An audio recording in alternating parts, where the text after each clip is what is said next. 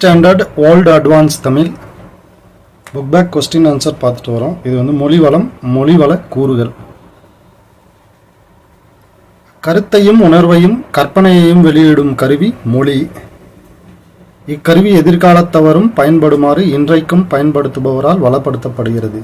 இலக்கியங்கள் அவ்வளத்தினை பொதித்துள்ள மொழி பெட்டகமாக திகழ்கிறது. அதனால்தான் மொழியை கற்பதற்கு இலக்கியங்களை வளமூலமாக கொள்கிறோம். வளமூலத்தில் இருந்து பெற்ற மொழி கூறுகள் அறிதல் என்னும் நிலையிலேயே நின்று விடாமல் பயன்பாட்டிற்கும் கொண்டு வரும்போது ஒருவருடைய மொழித்திறன் வளமும் பொலிவும் பெறுகிறது. மொழிக்கூறுகள் இலக்கியங்களில் அணிகளாகவும் பயன்பாட்டு மொழியில் எழுத்தை பொலிவூட்டும் வழக்கூறுகளாகவும் கருதப்படுகிறது. ஓமை உருவகம் பார்த்தீங்கன்னா சொல்நிலை மொழி வழக்கூறுகள். பழமொழி மரபு தொடர் ஆகிய இரண்டும் தொடர் நிலையில் மொழி வழக்கூறுகளாக திகழ்கின்றன. செந்தமிழும் நாப்பழக்கம் என்பது பழமொழி. பழமொழி பேச்சுக்கு மட்டுமன்று எழுத்துக்கும் பொருந்தும். இறைக்க ஊறும் நீர் போல பயன்படுத்த ஒருவரின் மொழித்திறனும் பொலிவும் வளமும் பெறும். செய்யுள் அணிக்கூறுகளான ஓமை உருவகம் இவற்றை நாம உரைநடையிலையும் பயன்படுத்துகிறோம். அதனோட தொடர்நிலை சார்ந்த ஓமை தொடர், பழமொழி தொடர், மரபு தொடர் ஆகியன மொழி நடையை வளப்படுத்தும் கூறுகளாகும். ஓமை தொடர்களும் பழமொழியும் மோஸ்ட் இம்பார்ட்டண்ட். ஏன் சொல்கிறேன் அப்படின்னாக்க, இப்போது 2025 மார்ச் மாதம் நடந்த குரூப் 2 மெயின்ஸ் எக்ஸாமில் ஜென்ரல் தமிழ் பார்த்தீங்கன்னா 60 கொஸ்டின். இந்த 60 கொஸ்டினில் 6 கொஸ்டின் ஓமை தொடர்கள் பழமொழி. இது ரெண்டுத்துலேருந்து 6 கொஸ்டின் வந்திருந்தது. இது வந்து 2025 குரூப் 2 மெயின்ஸ். எதிர்த்த பகையை இளையதாய் போல்தே கலைத்து கலை என்பதில் இடம்பெறும் பொருள் என்ன அப்படின்னா, தனிமரம் காடாதல் இல். அதாவது பகையை இளமையில் இருக்கும்போதே களைஞ்சிடணும். அப்போது நீங்கள் பகையை வந்து ஒவ்வொன்றா வெட்டிகிட்டே வந்தீங்கன்னா, அது ஒரு மரம்னு வச்சுக்கோங்களேன், பகையை வந்து களைஞ்சிறீங்க. அப்போ தனியாக ஒரு மரம் மட்டும் நிற்குது அப்படின்னா அது உங்களுக்கு பகைன்னு சொல்ல முடியாது. ஏன்னா தனி மரம் தோப்பு ஆகாது அப்படின்னு அர்த்தம். தனி ஒரு ஆள் வந்து ரொம்ப வலிமையோடு இருக்க மாட்டான் அப்படின்னு அர்த்தம். புலமிக்கவரை புலமை தெரிதல் புலமிக்கவர்க்கே புலனாம் இப்பாடலடியில் உணர்த்தும் பழமொழி. பார்த்தீங்க அப்படின்னா பாம்பின் கால் பாம்பரியம். அதாவது புலமை மிக்கவர்களை அறிவார்கள், சான்றோர்களே அறிவார்கள். தன் தீமை இல்லாதார் நட்டவர் தீமையும் என் தீமை என்றே உணர்வதாம். தொடர்புடைய பழமொழி எது அப்படின்னா, ஒருவர் பொறை இருவர் நட்பு. ஓமையால் விளக்கப்பெறும் பொருத்தமான பொருளை தேர்ந்தெடுத்தல். உடும்பு பிடி போல. அதாவது உடும்பு பிடினா உடும்பு ரொம்ப உறுதியாக பிடிக்கும் அப்படின்னு அர்த்தம். அதாவது ஒரு கதை இருக்கும் அந்த காலத்தில். இந்த கல்வர்கள், அதாவது திருடுறவங்களாம் இல்லை எதிரியோட கோட்டை மேலே ஏறணும் அப்படின்றவங்களாம் என்ன பண்ணுவாங்க, உடும்போட உடலில் வந்து கயிறை கட்டிட்டு தூக்கி போடுவாங்க. அது பிடிச்சிக்கும், அதை பிடிச்சி ஏறுவாங்க அப்படின்னு சொல்லுவாங்க. பசுமரத்து ஆணி ஆழமாக பதிதல். மலரும் மனமும் போல இணை பிரியாமை. பகவனை கண்ட பனி போல வந்து விலகுதல். களம்பாலில் துளி நஞ்சு போல என்ற ஓமை தொடர் உணர்த்தும் கருப்பொருள் என்ன அப்படின்னா, தீமை. ஒரு களம் நிறைய, ஒரு பாத்திரம் நிறைய பால் இருக்குது, அதில் ஒரு டிராப் நஞ்சு கலந்தாலும் அது கெட்டு போயிடும். அதே மாதிரி எவ்வளோ நல்லதாக இருந்தாலும் ஒரு கொஞ்சோண்டு தீமை கலந்துச்சுன்னா அது கெட்டுடும்னு அர்த்தம். ஓமை தொடர்களை பொருளோடு பொருத்துக. இடியோசை கேட்ட நாகம் போல மிரட்சி. களம்பாலில் துளி நஞ்சு போல, இப்போதான் வந்து மேலே வந்துருந்துச்சு அப்படி வன்மம். மலைமுகம் காணா பயிர் போல, அதாவது ஏக்கம். கல்மேல் எழுத்து போல. கல்மேல எழுதுந்து எப்படி நிலைத்திருக்கும். ஏன்னா அந்த காலத்தில் 2000 வருடங்களுக்கு முன்னாடி இருக்கிற கல்வெட்டு கூட இப்போது இருக்குது. பார்த்தீங்கன்னா 2025 குரூப் 2 மெயின்ஸ் இதில் ஜென்ரல் தமிழ் 60 கொஸ்டின். அதில் 6 கொஸ்டின் பார்த்தீங்க அப்படின்னா தொடர்ந்து, அதாவது 154லேருந்து 159 வரைக்கும் 3 பழமொழி, 3 வந்து ஓமை தொடர்கள். இப்போ இதுலேருந்தே உங்களுக்கு தெரியும் இது எவ்வளோ இம்பார்ட்டன்ஸ்னு. ஓமை தொடர்கள். அத்தி பூத்தார் போல. அத்திப்பூ யாருமே பார்த்துருக்க மாட்டாங்க, சரிங்களா? அது வந்து ரொம்ப அரிதான நிகழ்வு, மிக அரிதான நிகழ்வு. அது வந்து பூ வந்து காய் மாதிரி தான் இருக்கும், பூவை யாராலையும் பார்க்க முடியாது அப்படின்னு ஞாபகம் வச்சுக்கோங்க. இலவு காத்த கிளியன. ஏமாற்றம். அதாவது இலவுனா இந்த இடத்துல டெத் இல்லை, இலவம் பஞ்சு. இலவம் பஞ்சு வந்து காயாக இருக்கும்போது இந்த கிளி வந்து பார்க்கும், இது பச்சை கலரில் இருக்குது, இது வந்து ஒரு நாள் பழுக்கும், நாம் வந்து சாப்பிட்லாம் அப்படின்னு பார்த்துட்டே இருக்கும். ஆனால் அது பழுக்குமா, அது வந்து வெடிச்சிடும், அப்புறம் பஞ்சு தான் வரும். அதனால் ஏமாற்றம், அது ஏமாந்து போயிடும். இருதலை கொல்லி எறும்பு போல. அதாவது ஆபத்து. ஆபத்துன்றது சிக்கல். ஒரு படத்தில் சொல்லுவான் வடிவேல், என்னது நாங்கள் அடி வாங்காத இடமே இல்லை அப்படின்ற மாதிரி. எந்த பக்கம் திரும்பினாலும் சிக்கல். கால் வைக்கிற இடம்லாம் கண்ணி வெடியாக இருந்தால் என்ன பண்ணுறது அப்படின்னு. துன்பம் சூழ்ந்து கொள்ளுதல். அதாவது 2 பக்கமும் பிரச்சனை அப்படின்னு அர்த்தம். ஒரு வழியில் வந்து எறும்பு இருக்குது, ஒரு பைப்புன்னு வச்சுக்கோங்க, பைப்பு இல்லை குச்சின்னு, அது சென்டரில் போயிட்டு இருக்குது. அவங்க தீ பிடிச்சிச்சு, இந்த பக்கமும் தீ பிடிச்சிக்கிச்சு, இந்த பக்கமும் தீ பிடிச்சிக்கிச்சு. அது எங்கே போகும்? இங்கே போனாலும் அதுக்கு டெத்து, எங்கே போனாலும் டெத்து. உள்ளங்கை நெல்லிக்கனியனை. அதாவது வெளிப்படைத்தன்மை. உள்ளங்கையில் நெல்லிக்காய் வச்சு காமிச்சிங்கன்னா எல்லாருக்கும் தெரியும், அதை எதுவும் மறைக்க முடியாத தன்மை. எட்டி பழுத்தார் போல. பயனின்மை. எட்டிக்காய் யாராச்சும் சாப்பிடுவாங்களா? சாப்பிட மாட்டாங்க, அது பழுத்தாலையும் பிரயோஜனம் இல்லைன்னு அர்த்தம்.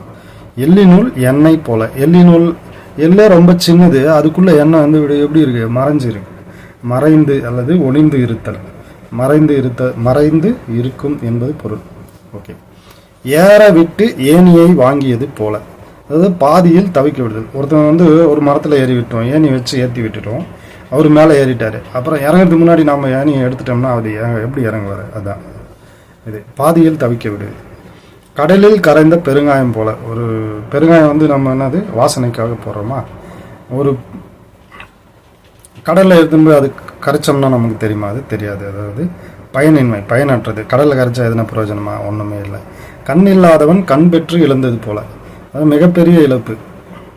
அதாவது தற்காலிக இன்பத்திற்கு பின். அதாவது ஒருத்தனுக்கு கண் இல்லை, பிறவில இருந்து அவருக்கு வந்து தெரியல அப்படின்னா அவருக்கு அந்த பார்வைன்றது எப்படி இருக்கும்? அவர் கற்பனையாக தான் இருப்பார். ஆனால் ஒரு முறை அவருக்கு கண் வந்துடுச்சு, ஒளி தெரியுது, அப்புறமா திடீர்னு கண் வந்து போயிடுச்சுன்னா அவருக்கு அதை விட ஃபஸ்ட்டு இருந்ததை விட இன்னும் கஷ்டமாக இருக்கும். ஓகேங்களா? கண்ணை இமை காப்பது போல. அதாவது பேனல், பாதுகாத்தல்னு அர்த்தம். கண்ணை எது பாதுகாக்குது? நம்ம இமை தான் பாதுகாப்பது. குன்றிலிட்ட விளக்கு போகலை. எல்லோரும் அறிந்த ஒருவரின் திறன். அதாவது இந்த இடத்துல புகழ் சொல்லலாம், இல்லை ஒரு சான்றோர் செய்கிற எந்த ஒரு விஷயமும் வந்து டக்குன்னு வெளியே தெரிஞ்சிடும். சரியா? ஒரு விஐபி இருக்காரு, அவர் உலகமே வந்து கண்காணிச்சுட்டு இருக்கு. ஒரு பிரசிடென்ட் இருக்கிறாரு, ஒரு சின்ன தப்பு செஞ்சால் கூட என்ன ஆகிடும்? டக்குன்னு வெளியே தெரிஞ்சிடும். தாமரை இலை நீர் போல. பட்டும் படாமல் இருத்தல், பற்றற்று இருத்தல். தாமரை மேலே தண்ணி இருக்கும் ஆனால் ஒட்டாது. திருடனை தேள் கொட்டியது போல. இது வந்து தவிப்பு, வெளியே சொல்ல முடியாத நிலை. ஒரு வீட்டில் வந்து நைட்டில் திருடுறதுக்கு போகிறாரு, ஒரு பொருளை வந்து திருடிட்டாரு. திடீர்னு எழுந்து ஒருத்தர் லைட் போகிறாருன்னு வச்சுக்கோங்க. அவர் ஏதோ ஒரு சந்தில் ஏதோ ஒரு பொந்தில் போயிட்டு உக்காந்துக்கினார், ஒளிஞ்சிட்டாரு. அந்த இடத்துல என்ன பண்ணுது? ஒரு தேள் வந்து கொட்டிடுது. அவரால் கத்த முடியுமா? கத்தனா மாட்டிக்குவார். அதான் அப்படிப்பட்ட நிலை தான் இது. திருடனை தேள் கொட்டியது போல. நெருப்பிலிட்ட புழு போல. அதாவது துன்பத்தால் மனம் உருகுதல், துன்பம் வேதனை. பகலவனை கண்ட பனி போல். அதாவது நீங்குதல், விலகுதல், துன்பம் நீங்குதல், ஏதாச்சும் ஒன்று. பருத்தி புடவையாய் காய்த்தார் போல. எதிர்பாரா நிகழ்வு, ஆனால் அதோட முடிவு எப்படி இருக்கும்? நன்மையாக இருக்கும், சந்தோஷத்தை கொடுக்குறதா இருக்கும். நம்ம பருத்தி இருக்குது, பருத்தி வெடித்து பஞ்சு தான் வரும்னு பார்ப்போம். ஆனால் அது நம்ம எதுக்காக தான்? புடவை தான் செய்ய போகிறோம். அது புடவையாக வந்துருச்சுன்னா எப்படி இருக்கும்? நம்ம எதிர்பார்க்க மாட்டோம், ஆனால் வந்தது நன்மையை தான் தரும். புளியம் பழமும் ஓடும் போல. ஒட்டுறவென்றி இணைந்திருத்தல். புளியம் பழமும் ஓடும் ஒன்றா தான் இருக்கும், ஆனால் புளிப்பு உள்ள பழத்தில் இருக்கிற புளிப்பு அந்த ஓடுக்கு வருமா? இருக்காது. அந்த மாதிரி இருக்குது. புற்றிலிருந்து ஈசல் புறப்பட்டார் போல. திடீரென கட்டுப்பாடற்ற கூட்டம். மின்னாமல் இடித்தது போல. எதிர்பாராத சம்பவம். நமக்கு இப்போது இருட்டில் வந்து மின்னல் வரும், கொஞ்சம் மைக்ரோ செகண்ட், இல்லை ஒரு 2-3 செகண்டுக்கு அப்புறம் தான் நமக்கு இடிக்கிற சத்தம் கேட்கும். அப்போது மின்னல் வந்ததுக்கு அப்புறம் தான் இடி வரும். ஆனால் உண்மை அது இல்லை, ரெண்டும் ஒரே டைம் தான் வரும். நமக்கு வந்து ஒளியோட அதாவது லைட்டோட சவுண்டை லைட்டோட வேகம் அதிகம், அதனால் அது முதல்ல வந்து நமக்கு தெரிஞ்சிருது. சவுண்டோட வேகம் வந்து லைட்டோட வேகத்தை விட குறைவு, அதனால் இது மின்னல் வந்து ஃபஸ்ட்டே வந்துடும், சவுண்டு வந்து பின்னாடி வரும். இப்போது மின்னாமல் இடிப்பது போல் அப்படின்னா எதிர்பாராத சம்பவம், நம்ம ஒன்று எதிர்பார்க்கவே இல்லை. முதல்ல மின் இடிச்சுன்னா என்ன தெரியும், கண்டிப்பாக இப்போ சவுண்டு வரப்போகுது அப்படின்னு தெரியும். ஆனால் எதிர்பாராத சம்பவம் நம்ம எதிர்பார்க்கவே மாட்டோம், இப்படி நடக்கும்னே நமக்கு தெரியாது. முன்னெச்சரிக்கை இல்லாமல் ஒரு நடக்கிற ஒரு விஷயம். வெண்ணிலாவும் வானும் போல அப்படின்னா சார்ந்திருத்தல், நிலவை சார்ந்து தான் வான் இருக்குது, வானை சார்ந்து தான் நிலவு இருக்குது, ஒருத்தர் இல்லாமல் ஒருத்தர் இல்லை அப்படின்ற மாதிரி. பழமொழிகள் பார்த்தீங்கன்னா நேரடியாக பார்க்குறதுக்கு ஒரு பொருள் தர்ற மாதிரி இருக்கும். ஆனால் இது ஃபுல்லாகவே பழமொழி 400லேருந்து எடுத்திருக்காங்க. இது உள்ளே போய் பார்த்தீங்கன்னா இதோட அர்த்தம் வந்து வேற. இந்த பழமொழிக்கு முன்னாடி இங்கே இதோட வரிசை எண் எழுதியிருக்கேன். இது பார்த்தீங்க அப்படின்னா பழமொழி 400,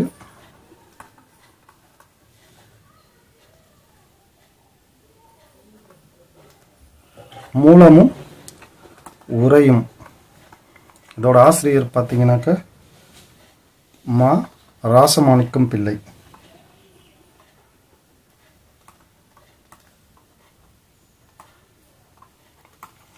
ஆயிரம் காக்கைக்கு ஒரு கல், இது நேரடியாக பார்த்தீங்கன்னா 1000 காக்கா இருந்தால் கூட ஒரு கல்லை போட்டிங்கன்னா பறந்து போயிடும் அப்படின்னு அர்த்தம். அப்போது நம்ம இந்த 1000 துன்பங்கள் வந்தாலும் நாம் மன வலிமையோடு இருக்கணும் அப்படின்னு தான் அர்த்தம். மன வலிமை, அதாவது எல்லா பிரச்சனைக்கும் தீர்வு உண்டு. இருதலை கொல்லி எறும்பு,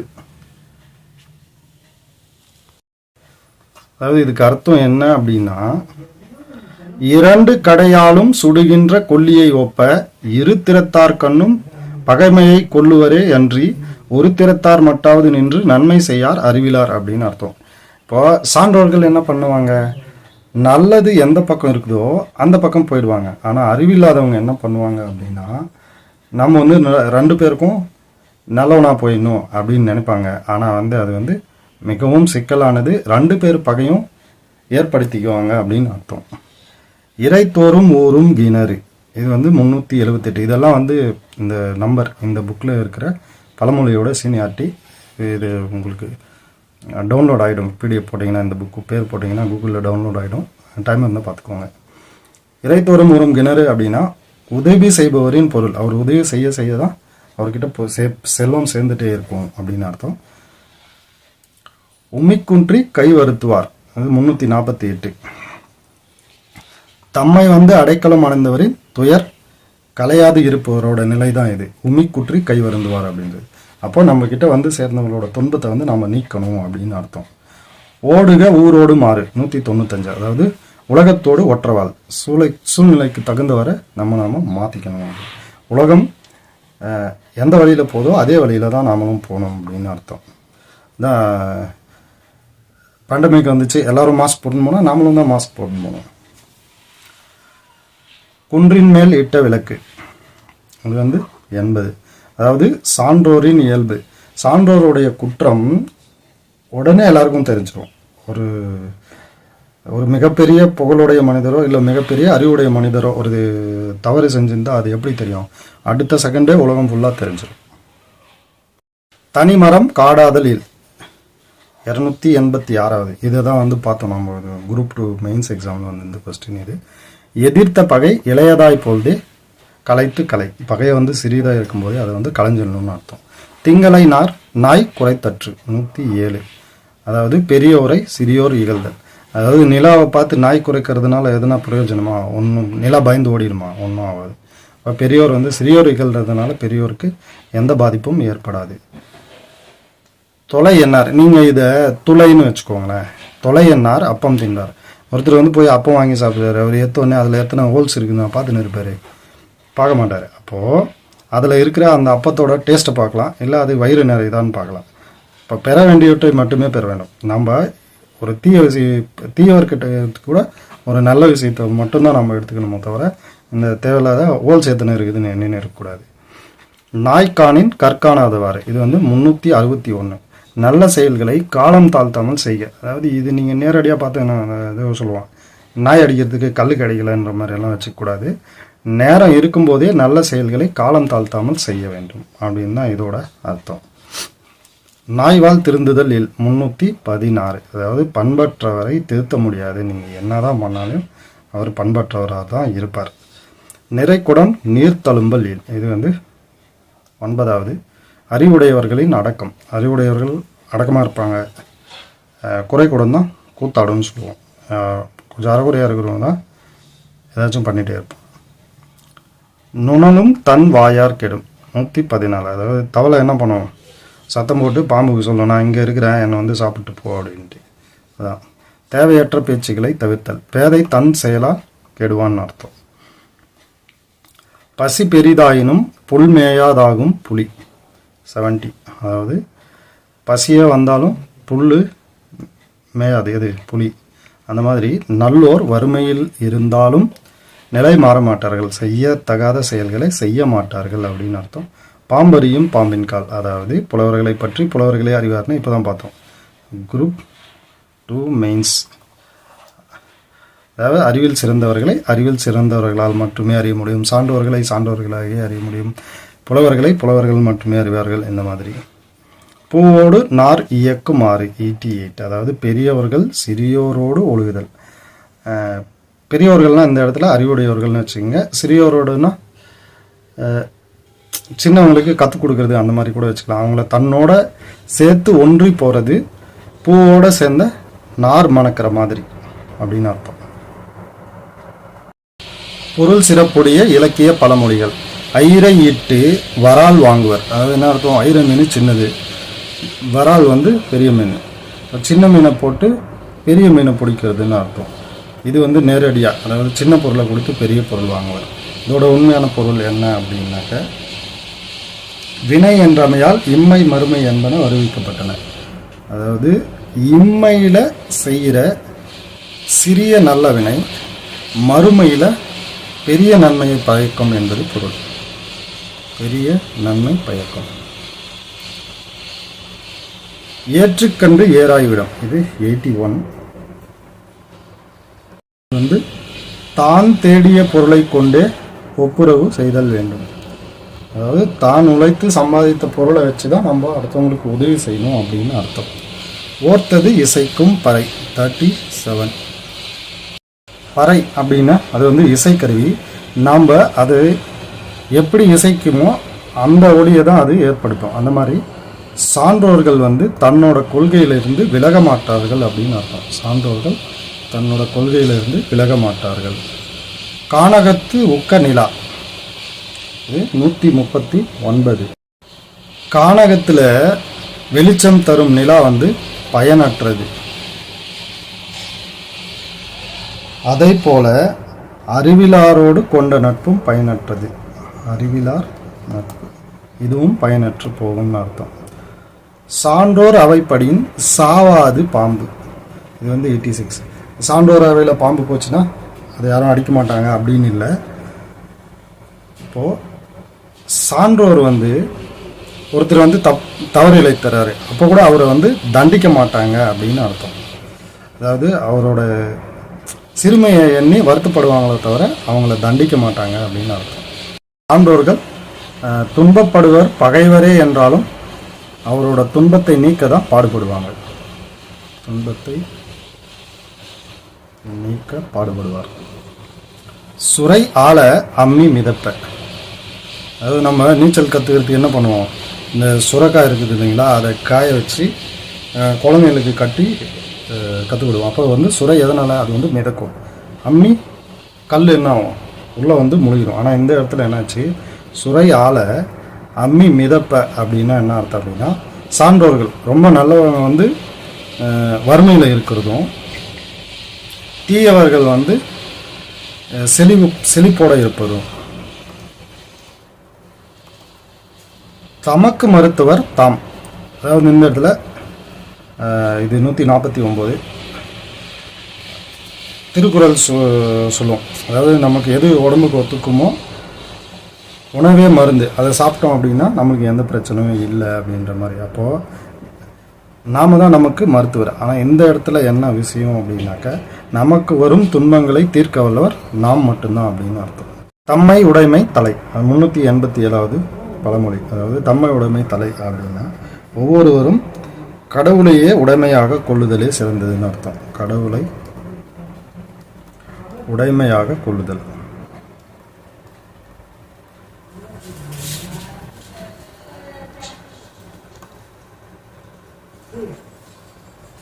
தலை அப்படின்னா முதன்மை அப்படின்னு அர்த்தம். தீனால் திருவுடையார் கில், 235. நல்ல செயல்களை செய்பவர்களுக்கு தீய காலம் என்பது இல்லை அப்படின்னு அர்த்தம். நல்லவர்களுக்கு தீய காலம் இல்லை இல்லை அப்படின்னு வச்சுக்கோங்க. அது எல்லா நாளுமே நல்ல நாள் தான். நனி வெந்நீர் இல்லம் சுடுகளாவாறு. அதாவது நனி வெந்நீர் அப்படின்னா ரொம்ப வெப்பமாக இருக்கிற நீரே இருந்தாலும் இல்லம், ஒரு வீடு மேலே எடுத்து ஊற்றுனீங்க அப்படின்னா அந்த வீடு எரிஞ்சிருமா? அது எரியாது. அப்போது சான்றோர்களுடைய கோபம் கூட மற்றவங்களை எதுவும் செய்யாது அப்படின்னு அர்த்தம். அப்படி இல்லை அப்படின்னாக்க அறிவுடையார் அறிவிலார் செய்யும் செயல்களுக்காக கோபம் கொள்ள மாட்டாங்க அப்படின்னு கூட வச்சுக்கலாம். நாய் மேல் தவி சிடுமாறு, இது 105. அதாவது நாய் மேல், இந்த தவி அப்படின்றது தவி யானை மேலே அமர்றதற்காக போடப்படும் ஒரு இருக்கை. அது நீங்கள் நாய் மேலே போட்டிங்கன்னா என்ன அர்த்தம்? ரொம்ப கேவலமாக இருக்கும் இல்லையா? அப்படின்னா என்ன அர்த்தம் அப்படின்னா, ஒரு சான்றோர்க்கு செய்ய வேண்டிய செயலை ஒரு பேதைக்கு செய்யக்கூடாது அப்படின்னு அர்த்தம். இதில் உதவி செஞ்சால் கூட அது யாருக்கு செய்யணும் அப்படின்னு பார்த்து செய்யணும். இல்லைன்னா அறிவற்றவர்களுக்கு செய்யும் உதவியால் கூட நமக்கு தீங்கு வரலாம். பார்த்தீங்கன்னா 1 to 27 வரையிலான பழமொழிகள் பழமொழி 400 எனும் நூலிலிருந்து எடுக்கப்பட்டதாகும். இதில் 1 to 16 வரையான பழமொழிகள் இன்றைய வழக்கிலும் உள்ளன. அது அகல கால் வைத்தல். அதாவது என்ன சொல்லுவாங்க, ஒரு சிலர் இப்போ ஒரு தொழில் செஞ்சுட்டு இருப்பாங்க, நல்லா போயிட்டு இருக்கும். அதை விட்டுட்டு இன்னும் 2-3 தொழில் செய்வாங்க. இல்லை ஒரு நம்ம இதில் எடுத்துக்கலாமே, ஒருத்தர் காம்படிட்டிவ் எக்ஸாம் படிச்சுட்டு இருப்பார், ஒரு இன்ஸ்டியூட் போயின்னு இருப்பார், அப்புறம் இன்னொரு இன்ஸ்டியூட் போவார், இன்னொரு இன்ஸ்டியூட் போவார். அந்த மாதிரி நம்மளால் எவ்வளோ முடியுமோ அதை விட அதிகமான பழுவை நம்ம மேலே ஏற்றிக்கிறது தான் அகல கால் வைத்தல். ஆறப்போடுதல் அப்படின்னா, இப்போ ஒரு விஷயம் இருக்குது, அதை நம்ம லேசாக அதை விட்டுட்டோம்னாவே அது அதுவாகவே மறைஞ்சிரும். அதாவது என்ன சொல்லுவோம், ஆறுவது சினம் அப்படின்னு சொல்லுவோம்.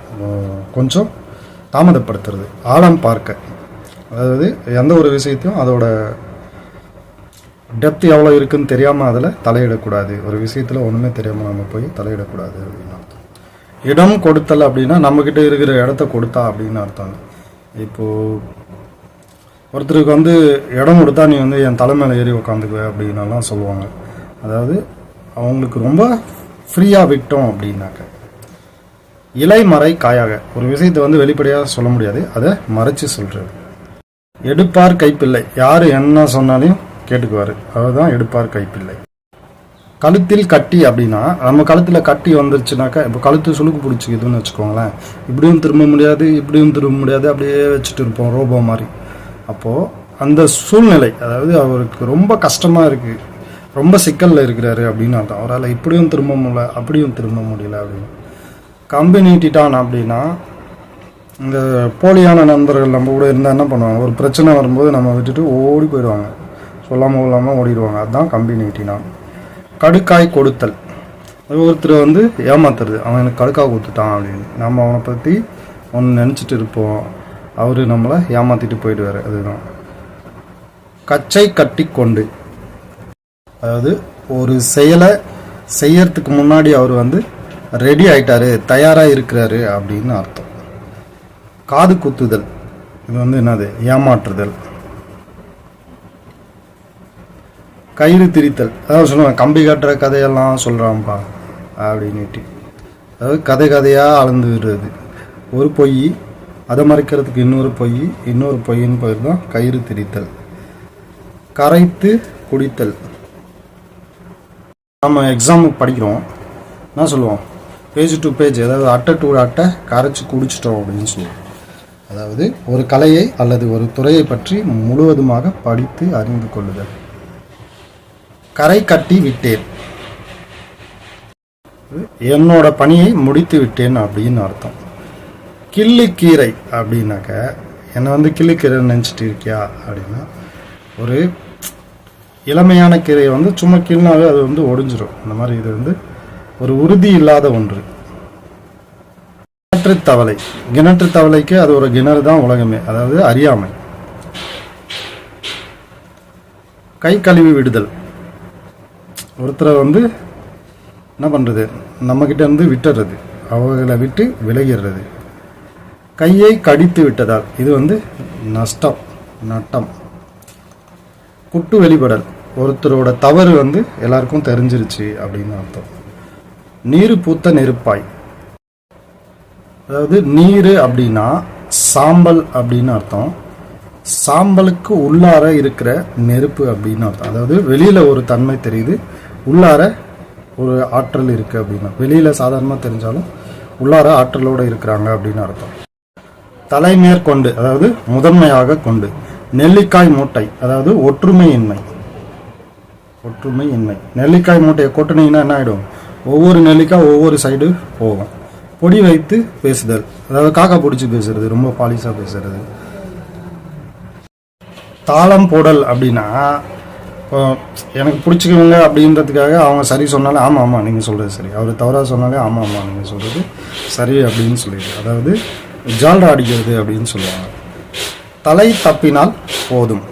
அதாவது ஒருத்தருக்கு ஒரு நஷ்டம் வந்துருச்சு, ஒரு எல்லை வரைக்கும் அது இருக்கிற வரைக்கும் ஓகே, அதுக்கு மேலே போயிடுச்சுன்னா என்னால் பிழைக்கவே முடியாதுன்னு சொல்லுவாங்க.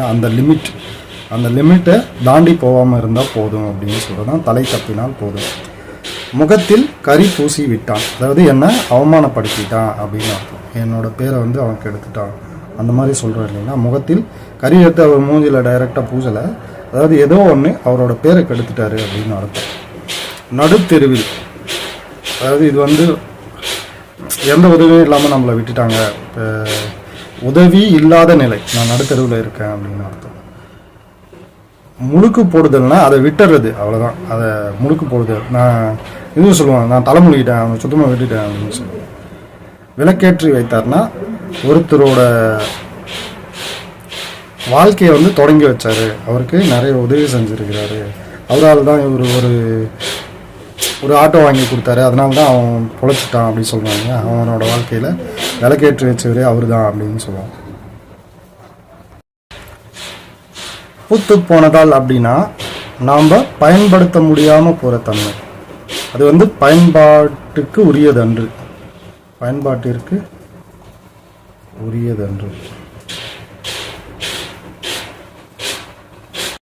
மரபு தொடர்களில் சில பழமொழியாகவும் விளங்குவதை காணலாம்.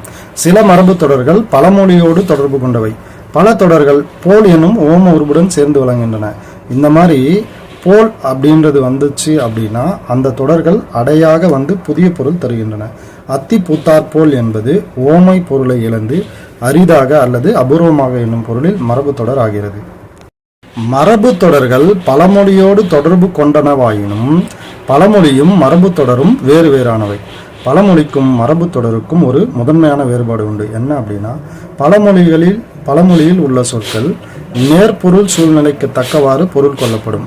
பழமொழி பல சூழ்நிலைக்கு ஏற்றவாறு பயன்படுத்தக்கூடியது. சட்டியில் இருந்தால்தானே அகப்பையில் வரும் என்னும் பழமொழிக்கு கம்பி நீட்டு என்னும் மரபு தொடரின் பொருள் போல ஒரே பொருள் கூற முடியாது. ஒரு பழமொழியின் குறுகிய வடிவம் மரபு தொடராக மாறலாம். தலைக்கு மேலே வெள்ளம் போகும்போது ஜான் என்ன முலம் என்ன, இதில் உள்ள தலைக்கு மேல் வெள்ளம் என்பது மரபு தொடர். எனவே பொதுப்பொருள் பெற முடியாத பழமொழிகளில் குறுகிய வடிவம் மரபு தொடராக வழங்கும் வாய்ப்பு உள்ளது. மொழியில் இத்தகைய சிறப்புக்குரிய பழமொழிகளும் மரபு தொடர்களும் மொழியின் வளத்தை தெரிவிப்பதோடு மொழி தொன்மையினையும் மொழிக்குரியவர்களின் பண்பாட்டையும் வெளிப்படுத்துவனவாகும்.